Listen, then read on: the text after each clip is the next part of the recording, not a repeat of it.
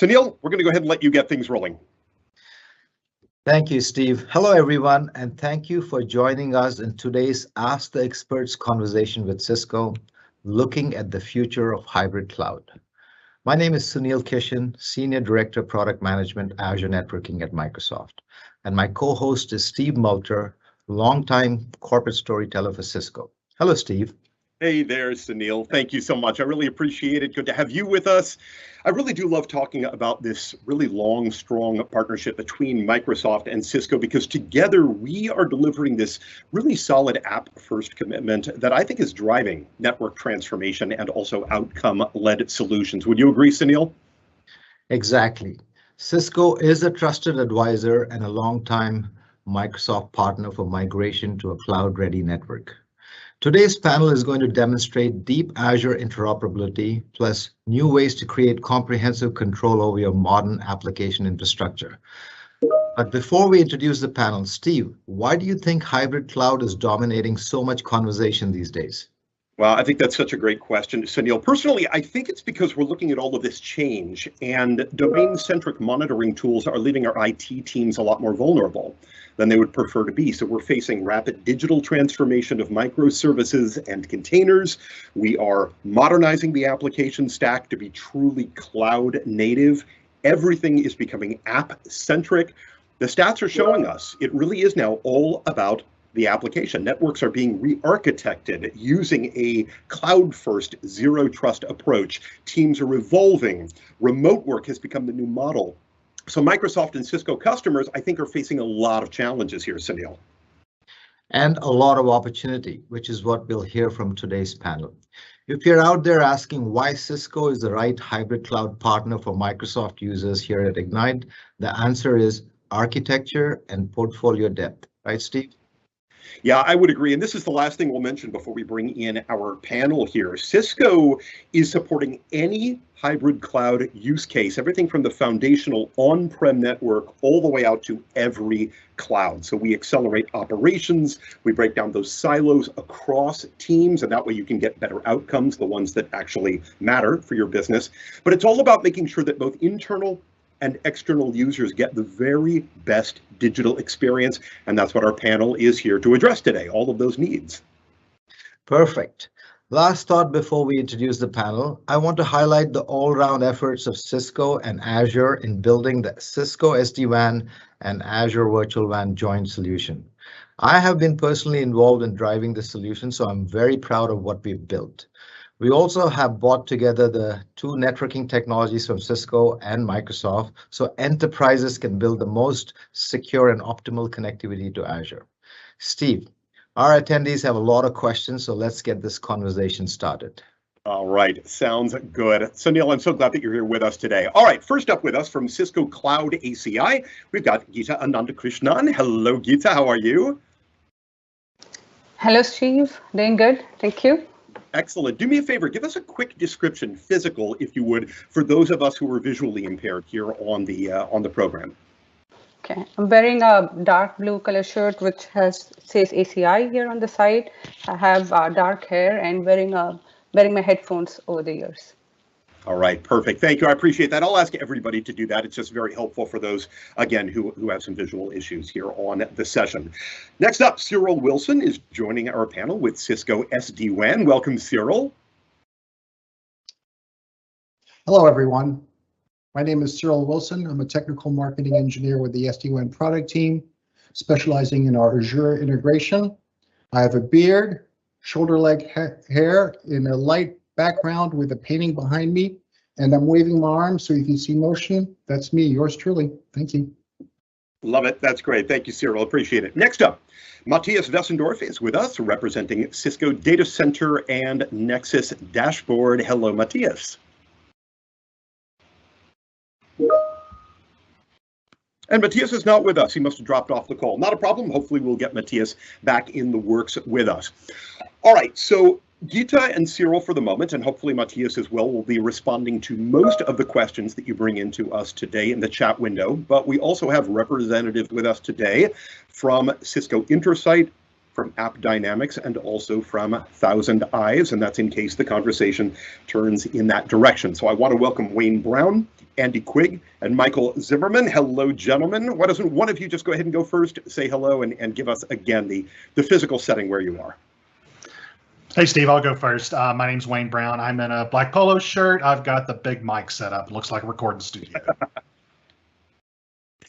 This is Andy Quigg with ThousandEyes. I'm a technical solutions architect for them, and I have a black ThousandEyes t-shirt on, and I'm in a roof-shaped room, I guess I would say. Perfect. Yep, and hey, this is Mike Zimmerman. So I'm part of the Intersite technical team. Just wearing a collared shirt here, glasses. I think no, Cyril's got glasses too, but yep, got glasses and a beard as well. So nice to be here. Thanks, Steve. Perfect. Thank you, Mike. Much appreciated. And again, we're so glad to have you all here on the call with us.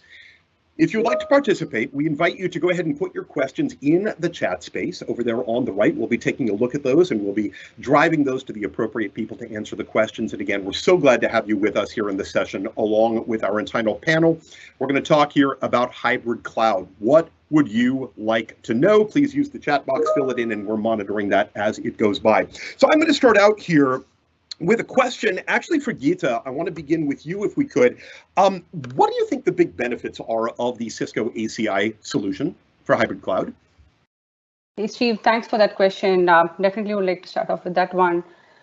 So Cloud ACI, of course, offers multiple benefits, right? But one of the biggest ones that I see is the single pane of glass for configuration and management for your networking and security needs within the cloud, right? So for an Azure deployment, one pane of glass for complete configuration and management for everything that you need, right from automated creation of resource groups, virtual networks, the route tables, everything that goes for setting up infrastructure as a service within Azure. Right? And Cloud ACI solution extends not only to Azure but to AWS and Google Cloud as well. Right? And the second benefit that I would like to highlight is the automation of network connectivity for your hybrid deployments to connect to your on-premises site, or for multi-cloud deployments when you're connecting Azure to another cloud site. All right, perfect. As we wait for a couple of additional questions to roll in the door to us here in the chat room, Cyril, let me head over to you, and I want to talk SD-WAN for a moment, because I think this starts to open up the conversation even a bit further. How is SD-WAN helping us to secure and to automate connectivity to Azure vWAN? Because there's a great connection here, again, between Microsoft and Cisco, right? Sure. So hopefully the audience is aware of the virtual WAN virtual hub. There's a couple ways to connect to the virtual hub, right? There's a transit VNet with a couple routers that have IPsec tunnels between one and the site-to-site gateway in the virtual hub. And we can do that. But our partnership with Microsoft allows us to instantiate a pair of Catalyst 8000Vs inside the virtual hub itself. This negates the needs for any IPsec tunnels. We receive BGP routes directly from the virtual hub router, and we're able to distribute that into our fabric, use our SD-WAN policies to control ingress, egress, path selection, etc. So at the end of the day, what we're trying to do is make your cloud just another device on your WAN fabric that can take advantage of all of the tools that we offer. All right, perfect. I got a great question in the door, and I'm not even sure who to direct this to. Geeta, this may come back to you, but that is there any real tie-in between ACI and Azure AKS CNI happening? Is that a connection point as well? Yeah, so Cloud ACI does support the AKS. So with Cloud ACI, we support multiple PaaS services, and AKS is one of them, right? So you could use Cloud ACI to connect your workloads running within Azure or within on-premises to your workloads in AKS. All right, perfect. And I will say, if any of the rest of the panel would like to weigh in, if any of you sense an opening there where you can tie in, whether it's another product, another capability, and you'd like to connect that to the conversation, feel free to do that anywhere along the way here. We got another great question in the door, and Cyril, I want to come back to you on this. When it comes to optimizing Microsoft 365, how does SD-WAN actually help users to do that? Sure. So thanks to our Microsoft partnership, we have a deeper insight and visibility into the M365 suite of applications, right? So first of all, we have URL categorization. That allows us to differentiate between the applications that do make up the suite. We also receive direct telemetry from Microsoft on those services. And of course, we have intimate knowledge of our own fabric and taking per tunnel statistics on latency, jitter, reliability, etc. By taking all those inputs, we can drive an intelligent routing decision to best get to your M365 workload based on your preferences. And I really should open up to the rest of the team now, because again, I don't know how many questions are going to come in the door directly targeted to you. What are the other Microsoft tie-ins that we're seeing? Again, on the product side, on the capabilities, the services, the solution side, have any of you been seeing new connections between what Microsoft and Cisco are doing together that are getting you particularly excited?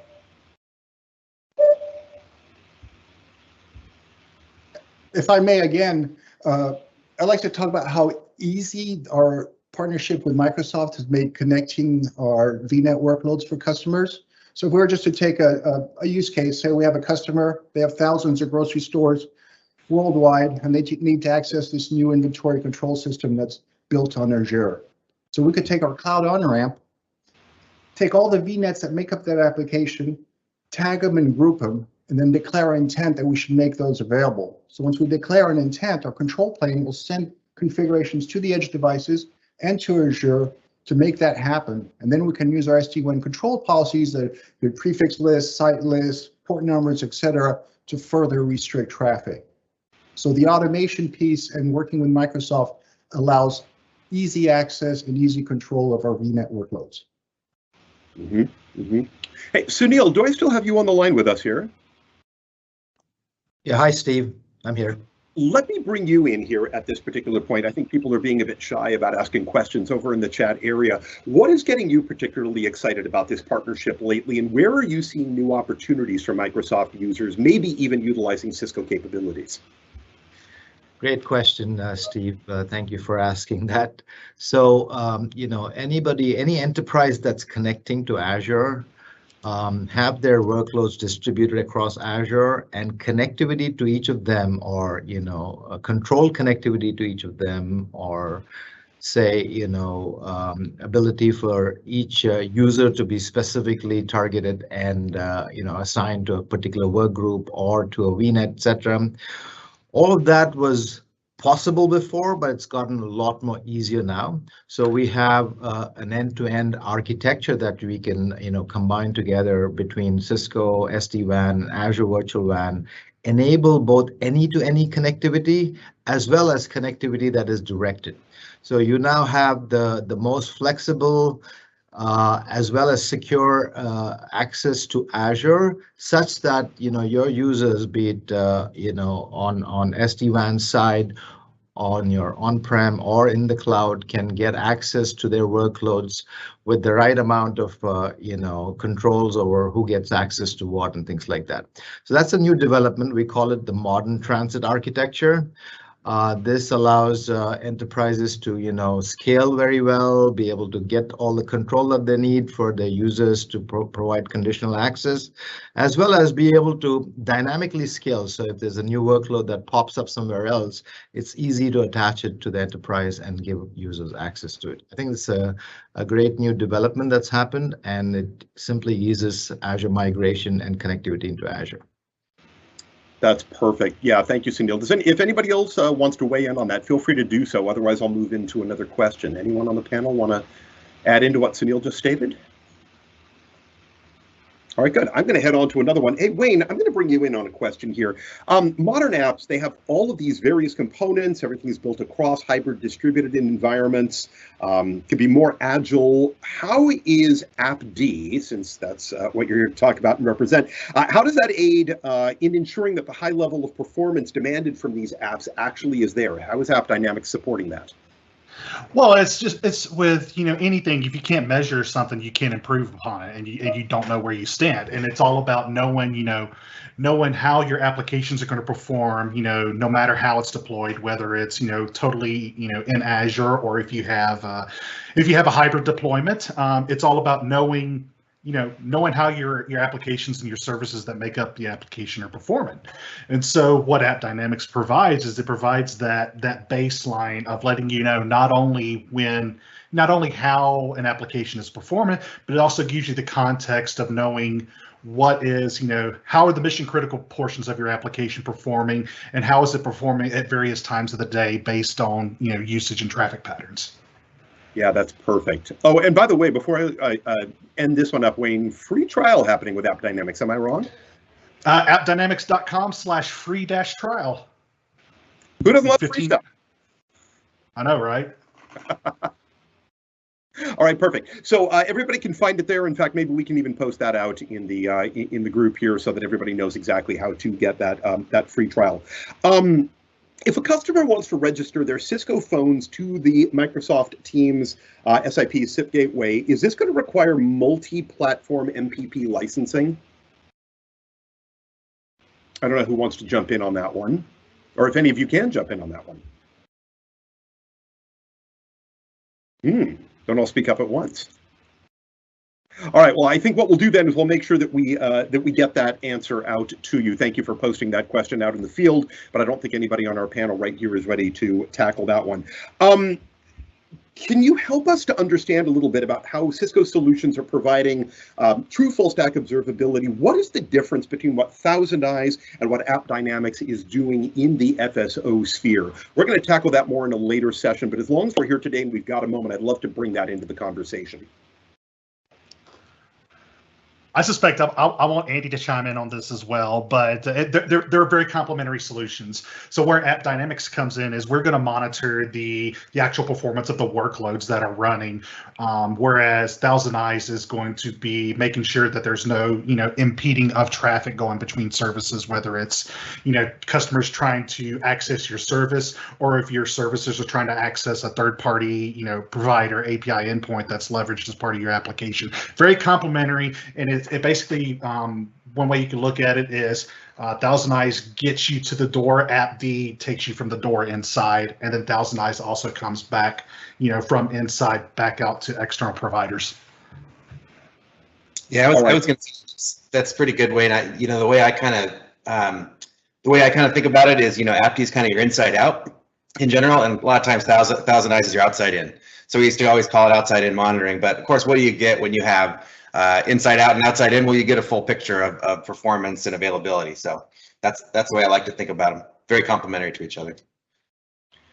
That's nice. Gives us a good understanding of the difference between the two as well. Thank you, gentlemen. And I've got Matthias Wessendorf back on the line. We've been keeping him out. We saved the best for last, right, Matthias?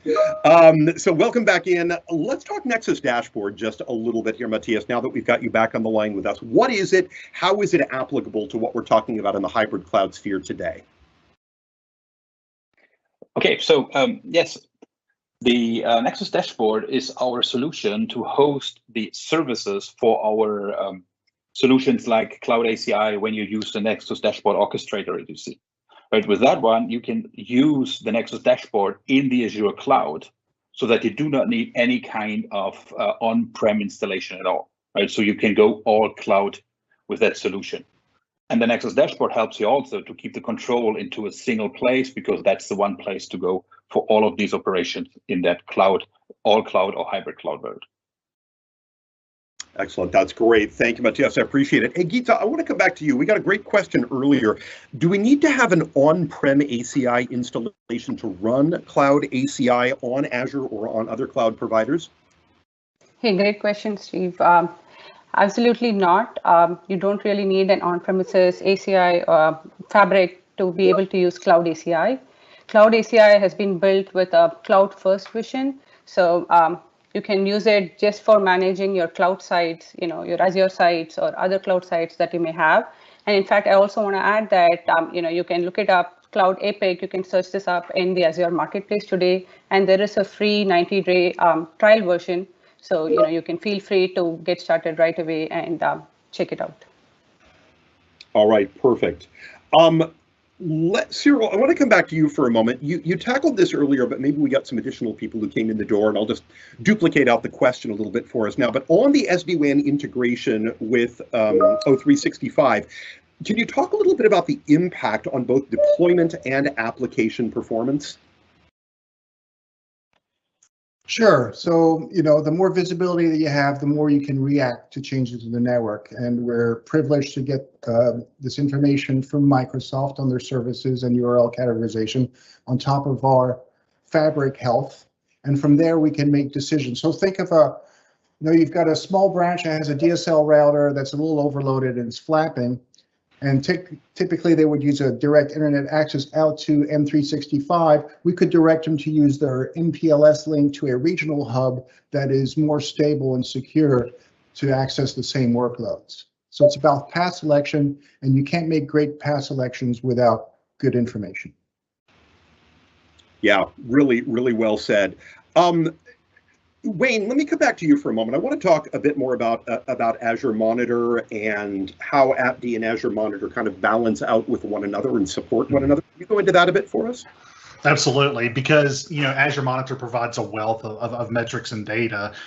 With AppDynamics, we can actually ingest that data from Azure Monitor, and because we then ingest that data, it becomes first-class metrics within our platform, and because of that, we can then create health rules, and we start to learn what's normal based on different times of the day, correlating how those Azure services are performing in the context of the different business functionalities within your application. We then are able to also provide alerting and health rules, and we're able to then unite those Azure metrics along with other services that are deployed across your hybrid application into a single pane of glass. All right, very cool. I'm going to follow up with another one, Wayne, while I've got you here. Somebody writes in to say that they're looking at an SAP migration to Azure. How is AppD going to help them with that migration? Yeah, I'm glad. That's a really good question. That's one of the really cool things about AppDynamics is we're the only vendor on the market right now that can give visibility down to the op code level. Others, will say they provide visibility, but really what they do is they tap into remote services that SAP provides. With AppDynamics, we're able to get down to the actual op code level, so we give you deeper code level visibility into the different processes that are running on your SAP installation. Yeah, perfect. Just to let you know, everybody who's viewing, we've got about 5 minutes left in our session, so we encourage you, please get those questions into the chat space. We're going to tackle as many as we can before we come up on the hour, about 6 minutes from now. Brent sent in a great question, and I'll bring this up to the entire group here. He says, I'm fascinated by the concept of these virtual networking devices and their possibilities. I'm curious about whether these devices are 100% virtual, running on the CPU, RAM bus of regular servers, or if there is some specialized cloud network hardware that run a lot of virtual network devices. Who wants to jump in on this one? Don't be shy, team. Well, I can tell you that our Campus 8000 Vs that we instantiate are basically our virtual routers. You can SSH to them, you can configure them, and they act as such. Now, in the background, I'm sure Microsoft's not, as soon as you provision NVA, they're not bringing out a piece of hardware and racking it for you. So it's all running on their Azure virtualized environment, and those can be brought up and brought down very fast. Geeta, you had something you wanted to add in on this one? Yeah, just wanted to add that, the same goes for Cloud ACI as well. The Cloud ACI, there is a controller that we deploy in the cloud, and that uses just the cloud native virtual machine instance. There's nothing special, no special hardware that we run on there. All right, perfect. Thank you. We got a great question in. Oh, I love this one. This is good, and I can even tackle this one, everybody. Are Cisco products available through Azure Marketplace? And the answer is yeah, absolutely they are. We've got over 40 solutions listed on the Azure Marketplace, both BYOL, pay as you go. So whatever you need to find from Cisco, you're going to find that within the Azure Marketplace. That's a great question. Geeta, let me come back to you for just a moment. Can you tell us a little bit more about the key features that Cloud ACI is offering for Azure Cloud integration? Yeah, sure. So one of the things that we talked about initially was, what the benefit that Cloud ACI provides. But in addition to that, especially with Azure integration, we provide a lot of value-add services. Like there is service chaining, layer 4, layer 7 service chain. So if you want to insert a firewall for your data path between workloads running within your Azure cloud, either east-west traffic or traffic from your workload going out to the internet. There is Cloud ACI provides a very seamless way to integrate layer 4, layer 7 services in that workflow, right? And the other big piece that we have is the integration with PaaS services. If you're using API gateways, someone asked a question about the Azure Kubernetes service. Bunch of PaaS services. We have a really good integration for connecting your workloads to the PaaS services that you run within your Azure cloud. Excellent. That's perfect. Cyril, I got in a great question for you here. How does Cisco Cloud On-Ramp integrate with Azure vWAN and vHubs, and what would be the advantage of it? Yeah, we kind of touched on that earlier, but basically it's the fact that we have the deep integration. So we offer you multiple options, right? If you want the indirect NVA with a transit VNet with IPsec tunnels to the site-to-site gateway on the vHub, we can do that. But we also have the added advantage of bringing those guys inside the virtual hub for deep integration, transparent integration into secured virtual hub with Azure Firewall and Firewall Manager, and it gives us global connectivity so we get the best of both worlds, the vWAN, vHub, total global connectivity, plus we get to extend our fabric all the way into the vHub with our controls and our policies. All right, perfect. I think we've got time for one more question before we wrap things up here. This is an interesting one. What size business is typically migrating to a cloud environment today, or maybe who's doing it faster or better? Again, anybody, feel free to jump in. I'll jump in. I would say it's all sizes. You have smaller enterprises that have a little bit more agility. They're able to make that move faster, and then you have larger enterprises, who want to leverage, capabilities of Azure, but still need to leave, some of their infrastructure on premise for various reasons. I think it's, businesses of all sizes. All right, and that is a perfect way for us to head out the door. We've got a little less than 1 minute here in our session remaining. I'm so grateful to all of you. I'm really glad to have this excellent panel with us today. Geeta, Cyril, Matthias, we finally got you. Wayne, Andy, Michael, thank you all so much. Really just great expertise here and great insights as well. I want to also thank Sunil from Microsoft for joining us here on today's session. Hopefully you all now have gained a better understanding, a bigger understanding of how to build out your hybrid cloud future and how to meet this new constantly changing app-first world head on and take control of it. If you would like to learn more about Cisco's hybrid cloud solution, or if you want to ask a question that we didn't get a chance to address here in the session, just visit us at cisco.com. Don't hesitate to reach out to us. You're also going to find a lot of great Cisco offers on the showcase page at Microsoft Ignite. On behalf of the panel and everybody else, Sunil, thank you all so much. We really appreciate all of you tuning in today. Hope you enjoy the rest of Microsoft Ignite.